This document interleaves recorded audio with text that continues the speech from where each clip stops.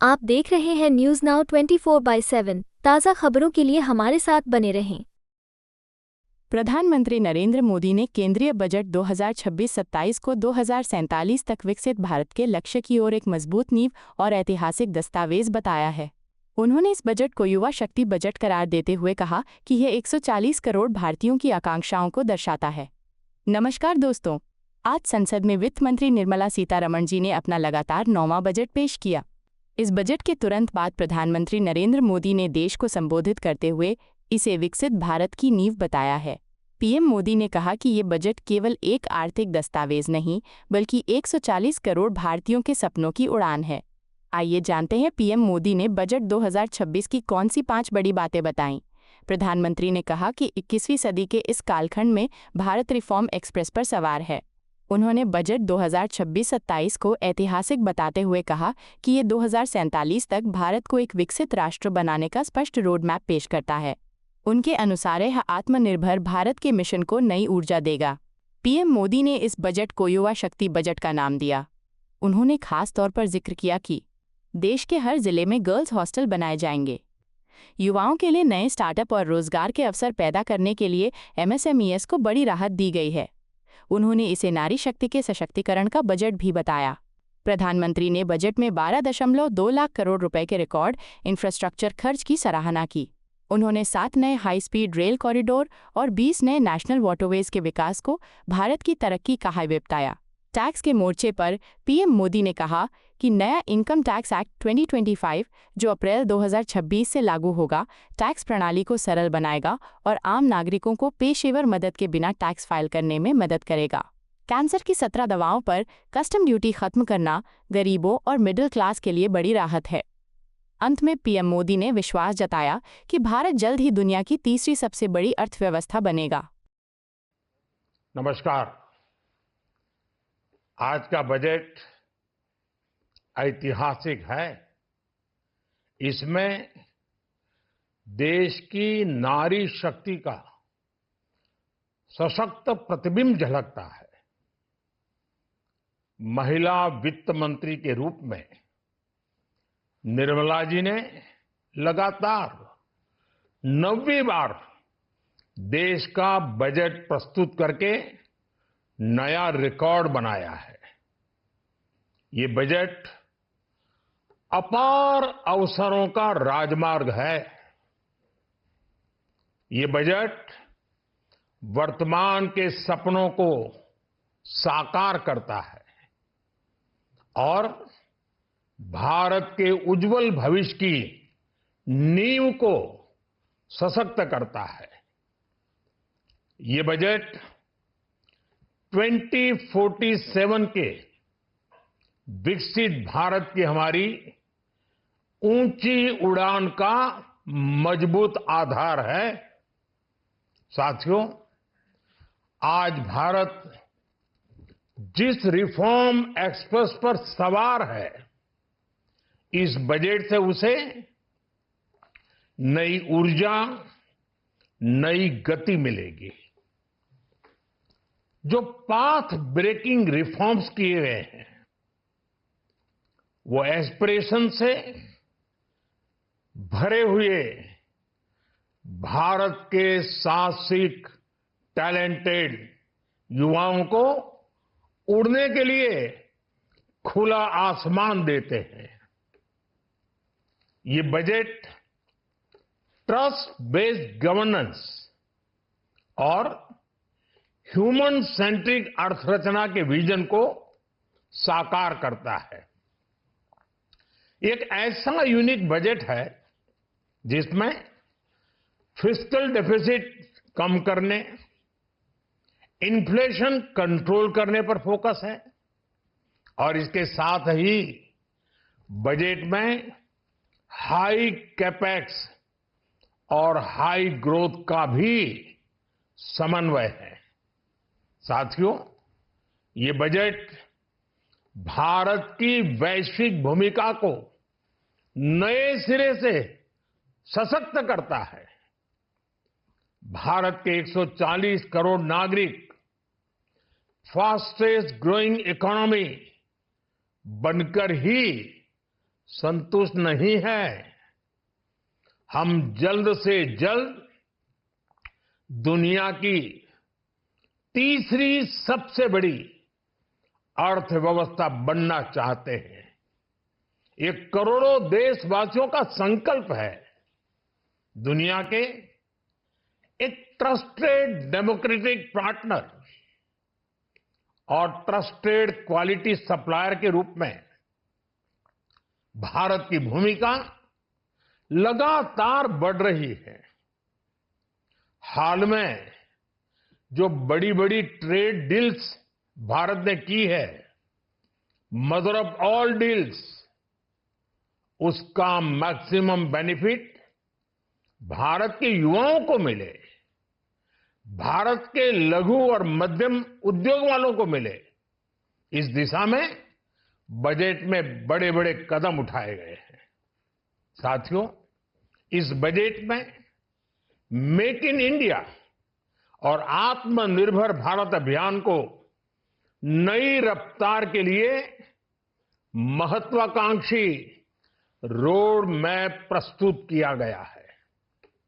इस बजट में नई उभरती इंडस्ट्रीज यानी सनराइज सेक्टर्स को जिस मजबूती के साथ समर्थन दिया गया है वह अभूतपूर्व है।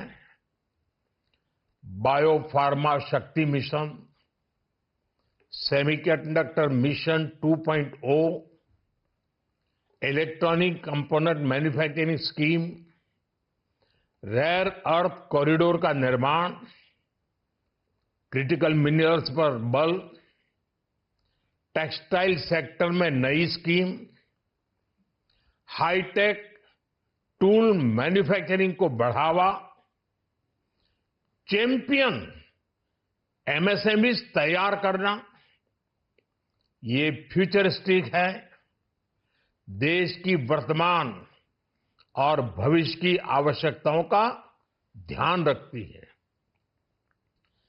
एमएसएमई को, हमारे लघु और कुटीर उद्योगों को जो समर्थन इस बजट में मिला है वह उन्हें लोकल से ग्लोबल बनने की नई ताकत देगा। साथियों, बजट में इंफ्रास्ट्रक्चर को मजबूत करने के लिए कई बड़े कदम उठाए गए हैं। डेडिकेटेड फ्रेट कॉरिडोर, देश भर में वाटरवेज का विस्तार, high speed rail corridor, tier 2 और टियर 3 शहरों के विकास पर विशेष ध्यान और शहरों को मजबूत आर्थिक आधार देने के लिए म्युनिसिपल बॉन्ड्स को बढ़ावा, ये सारे कदम विकसित भारत की यात्रा की गति को और तेज करेंगे। साथियों, किसी भी देश की सबसे बड़ी पूंजी उसके नागरिक होते हैं। बीते वर्षों में हमारी सरकार ने देश के नागरिकों के सामर्थ्य को बढ़ाने पर अभूतपूर्व निवेश किया है। हमारा प्रयास स्किल, स्केल और सस्टेनेबिलिटी को निरंतर बल देने का रहा है। जैसा कि आज पार्लियामेंट में निर्मला जी ने कहा है, यह युवा शक्ति बजट है। उसमें युवा की सोच भी है, युवा के सपने भी हैं, युवा का संकल्प भी है और साथ साथ युवा की गति भी है। बजट में जो प्रावधान किए गए हैं उससे अलग अलग सेक्टर्स में लीडर्स, इनोवेटर्स और क्रिएटर्स तैयार होंगे। मेडिकल हब्स के निर्माण से, एलाइड हेल्थ प्रोफेशनल्स के माध्यम से, ऑरेंज इकोनॉमी यानी ऑडियो विजुअल गेमिंग को बढ़ावा देकर, पर्यटन को प्रोत्साहन देकर और खेलो इंडिया मिशन के माध्यम से युवाओं के लिए नए अवसरों के द्वार खुलेंगे। भारत को दुनिया का डेटा सेंटर हब बनाने के लिए टैक्स में बड़ी छूट की घोषणा भी की गई है। मैं भारत के युवाओं को विशेष तौर पर इस बजट की बहुत बहुत बधाई देता हूं, क्योंकि इससे एम्प्लॉयमेंट जनरेशन को बड़ा बूस्ट मिलेगा। मुझे बहुत खुशी है कि इस बजट में टूरिज्म और विशेषकर नॉर्थ ईस्ट में टूरिज्म को बढ़ावा देने के लिए भी ठोस कदम उठाए गए हैं। भारत के अलग अलग राज्यों को ताकतवर बनाकर संतुलित विकास की नींव भी इस बजट में मजबूत की गई है। साथियों, हमारे देश में 10 करोड़ से ज्यादा महिलाएं सेल्फ हेल्प ग्रुप से जुड़ी हैं और बड़ा सफल अभियान रहा है। महिलाओं द्वारा निर्मित, महिलाओं द्वारा संचालित सेल्फ हेल्प ग्रुप्स का आधुनिक इकोसिस्टम बने, बजट में इसे प्राथमिकता दी गई है। कोशिश यही है कि हर घर लक्ष्मी जी पधारे। हर जिले में छात्राओं के लिए नए हॉस्टल बनाने का अभियान भी शिक्षा को सुलभ बनाएगा। साथियों, भारत की कृषि, डेयरी सेक्टर, फिशरीज, इन्हें हमारी सरकार ने हमेशा सर्वोच्च प्राथमिकता दी है। इस बजट में भी नारियल, काजू, कोको और चंदन की पैदावार से जुड़े किसानों के लिए अनेक अहम कदम उठाए गए हैं। भारत विस्तार एआई, इस टूल से किसानों को उनकी भाषा में जानकारी मिलने से उन्हें बहुत मदद मिलेगी। फिशरीज और पशुपालन में उद्यमिता, उसको बढ़ावा देने से गांव में ही रोजगार और स्वरोजगार के और ज्यादा अवसर बनेंगे।